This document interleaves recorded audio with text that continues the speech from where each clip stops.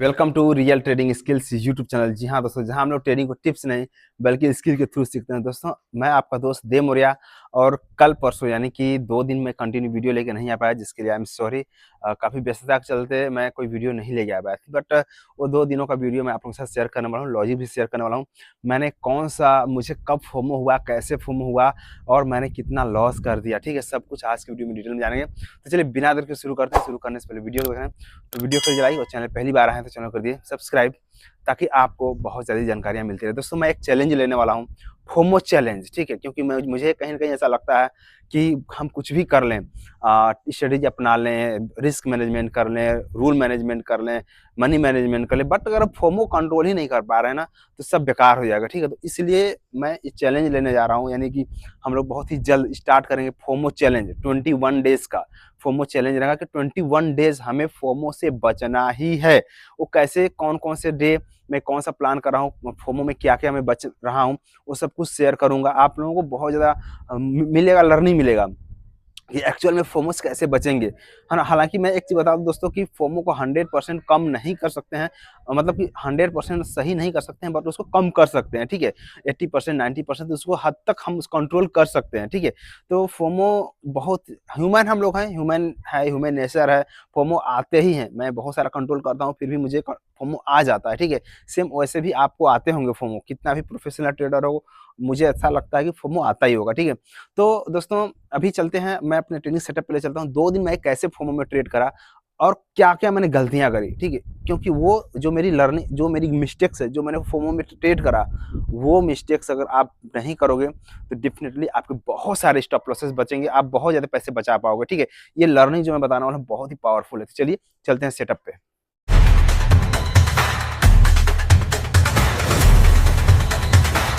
यहाँ पे आ चुके हम लोग अपने सेटअप पे, और मैं अपने टैब में ही आपको यहाँ पे सारी चीज़ें बताऊँगा। कैसे मैंने फोमो मुझे क्रिएट हुआ और कैसे क्या-क्या मैंने करा, कौन-कौन से डिसीज़न लिया, और आपकी गलती नहीं करनी है, मैं वही आपको डिस्कस करूँगा। सबसे पहले अगर मैं एक ओएनजीसी था, ठीक है, इसमें मैं बात करूँ छोटे टाइम फ्रेम पे, यहाँ पे ना अगर मैं दिखाऊँ 10 मिनट में, तो मुझे यहाँ पे ना इंगल्फ जैसा दिख रहा था। मैं इंगल्फ पे ज़्यादा ट्रेड करता हूँ, ठीक है। यहाँ पे मुझे एक देखोगे तो यहाँ पे इंगल्फ था, ठीक है। इस इंगल्फ में मैंने ट्रेड प्लान करा था, और यहाँ पे लोअर साइड में बहुत ज़्यादा होल्ड कर रहा था, और मैं फोमो में आकर के कि मुझे ऐसा लगा कि अब ये तो नीचे ही आ जाएगा, अब ऊपर ये नहीं जाएगा, क्योंकि ये बहुत ज़्यादा होल्ड कर रहा था। बस ये लग रहा था मुझे कि होल्ड कर रहा है तो नीचे आ जाएगा, बट वो कन्फर्मेशन नहीं था। अगर आप भी, मैं इसको छोटे टाइम फ्रेम पे और लेके आऊँ, अगर मैं 5 मिनट में लेके आऊँ, तो और भी आपको पता चल जाएगा।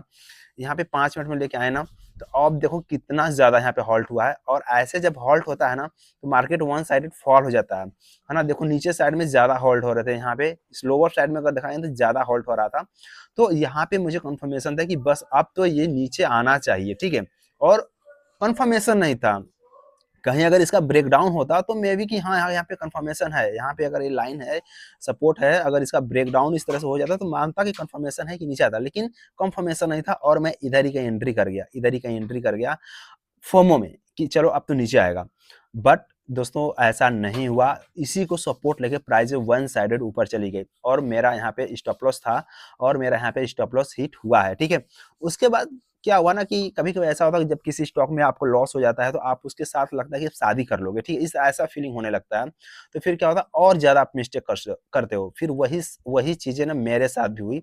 अब जैसे फोमो क्या होता है, अब मैं आपको फोमो के बारे में बताऊँ दोस्तों, तो आप समझ लेना कि ये जो है ना, ह्यूमन नेचर है। अगर ह्यूमन में क्या होता है कि वो फोमो आता है, इसको धीरे-धीरे प्रैक्टिस के साथ ही खत्म होगा।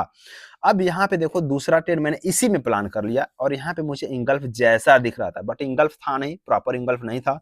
ये इंगल्फ के जैसा लग रहा था, और ये जो कैंडल जो फॉल हो रही थी ना, तो मुझे लगा कि अब जो है कि नीचे आ जाएगा, ऐसा लग रहा था। यानी कि प्राइस को मैं चेज़ कर रहा था, और जब प्राइस को हम लोग चेज़ करते हैं तो कहीं हम लोग गलत डिसीजन लेते हैं, गलत ट्रेड लेते हैं, और बड़े लॉसेस में कन्वर्ट होते हैं।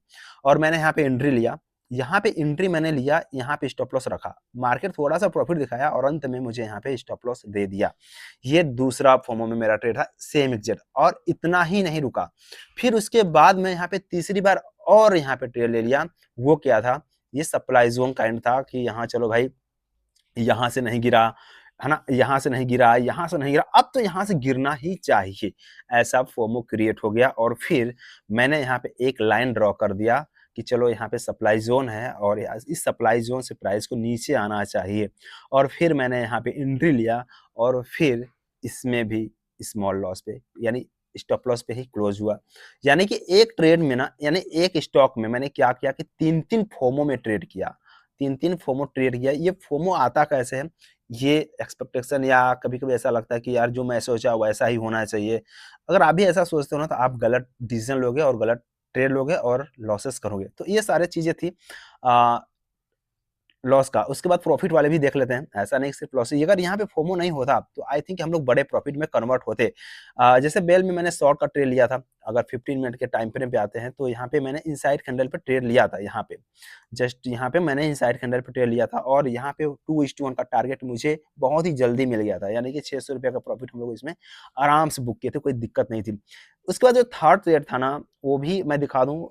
स्टॉप लॉस ही हुए थे। वो भी छोटे-छोटे गलतियाँ या छोटे-छोटे मिस्टेक्स की वजह से ही लॉस हुए थे। जैसे मैं एंजल वन की बात करूँ, जैसे मैंने एक ट्रेड लिया था एंजल वन में, तो उसको भी बारे में दिखाऊँ आपको।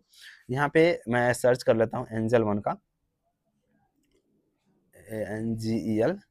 अब देखो ना एंजल वन में क्या हुआ कि सेम एग्जैक्ट वही मैंने मिस्टेक्स करा था यहाँ पे भी। अब भी यहाँ पे मैं 25 मिनट के टाइम फ्रेम पे आता हूँ तो मुझे यहाँ पे इंगल्फ दिख जाता है, राइट।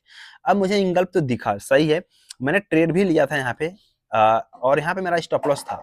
बट हमें जो स्टॉप लॉस रखना था ना, यहाँ पे रखना था एक्सट्रीम पे, इसके इस हाई के ऊपर रखना था, बट मैंने वैसा नहीं किया। मैंने इसके हाई के ऊपर रखा और मुझे स्टॉप लॉस देकर फिर प्राइस नीचे आ गई थी और फिर अंत में वैसा ही हुआ, यहाँ पे टारगेट वगैरह नहीं आ पाई थी। 1-2 जो गलतियाँ, जो सबसे मेजर गलती थी वो कि एक ही साइड में सारे ट्रेड को मैंने प्लान किया, नहीं सारे शॉर्ट में। अगर कुछ लॉन्ग में कुछ शॉर्ट में इस तरह से करते या एक लॉन्ग एक शॉर्ट करते तो मे बी शायद कुछ अच्छा रिजल्ट मिलता, बट सारे के सारे ना एक ही। अब सोचो कि एक ही साइड में सारे ट्रेड आप प्लान कर रहे हो एक ही साइड में, और मार्केट का मोमेंट या मार्केट का सेंटीमेंट सडन सडन चेंज हो जाए। जब सडन चेंज होगा ना तो फिर आपको इसमें भी लॉसेस ही होते हैं, ठीक है। तो चलते हैं अपने पोर्टफोलियो पे, यानी कि कितना हम लोगों ने लॉस करा है इस फोमो की वजह से, उस पे थोड़ा-सा डिस्कस कर लेते हैं। मैं अपने चलता हूँ मोतीलाल ओसवाल यानी कि राइस पे, और यहाँ पे मैं आपको दिखाता हूँ कि किस तरीके से हम लोगों ने करा है। जस्ट 1 मिनट में आ चुके हैं अपने हम लोग अपने प्लेटफ़ॉर्म पे, यानी कि अपने डीमैट अकाउंट वाले पे, ठीक है। अब यहाँ पे चलते हैं, यहाँ पे एक्सेप्ट कर लेते हैं। अब यहाँ पे चलते हैं थोड़ा-सा पीएनएल वगैरह पे, ठीक है। यहाँ पे आप देखो कैसे फोमो क्रिएट होता है तो आदमी गलत डिसीज़न लेता है। ये जानना बहुत ही ज़रूरी है दोस्तों। अब यहाँ पे जैसे कि अगर मैं दिखाऊँ तो जनवरी 26 का आप देख सकते हो यहाँ पे। यहाँ पे 26 यहाँ पे जनवरी 26 ही है। यहाँ पे आप डेट देख सकते हो, ठीक है। अब यहाँ पे हम लोग कौन-कौन से यहाँ पे गलत डिसीज़न लिए थे, उसके बारे में देख लेते हैं। अब यहाँ पे देखो कि 2 दिन यानी कि 12 यानी 13 तारीख को जो हम लोगों ने फोमो में जो ट्रेड करा था, यानी कि फोमो में जो हम लोगों ने गलतियाँ करी थी, उसका देखो यहाँ पे ओएनजीसी में मैंने क्या-क्या गलती करी थी, वो ज़्यादा मैंने यहाँ पे गलतियाँ करी थी, इस वजह से मुझे यहाँ पे लॉसेस हुए थे, ठीक है। यहाँ पे ₹842 आप देखो, ठीक है। ओएनजीसी में सिर्फ एक अकेले ट्रेड में, ठीक है। ये सब चार्जेस वगैरह लेने के बाद से है।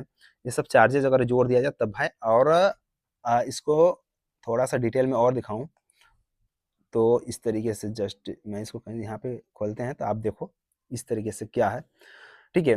तो ये फोमो में ट्रेड करने की वजह से इतने ज़्यादा लॉसेस हुए हैं, और यहाँ पे एंजल वन में जो स्टॉप लॉस हिट हुआ वहाँ पे हुआ, और यहाँ पे एक और स्टॉप लॉस हिट हुआ था जिसमें आईसीआई बैंक का ₹320 का यहाँ पे लॉस हुआ था, और यहाँ पे ₹575 का हम लोग का यानी ₹600 का प्रॉफिट था, जिसमें ₹25 का चार्जेस वगैरह काट के ₹575 का यहाँ पे प्रॉफिट हम लोगों को बुक करा था।